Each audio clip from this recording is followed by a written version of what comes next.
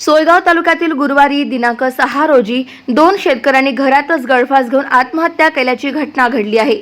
खरीप पिकांचे काहीच उत्पन्न न झाल्यामुळे तसेच आणि रब्बीच्या पिकाचे पाण्याअभावी, विजेअभावी होरपळून होणाऱ्या नुकसानीमुळे बँकेचे आणि खासगी सावकाराकडून घेतलेले कर्ज फेडायचे कसे या विवंचनेत असलेल्या राजेंद्र इंगळे वय वर्ष 53 राहणे शिंदोळ आणि राजेंद्र घनघाव राहणे जरंडी वय वर्ष 47 या 2 अल्पभूधारक शेतकऱ्यांनी गुरुवारी सायंकाळी आणि रात्रीच्या सुमारास घरी कोणी नसताना गळफास घेऊन आत्महत्या केली।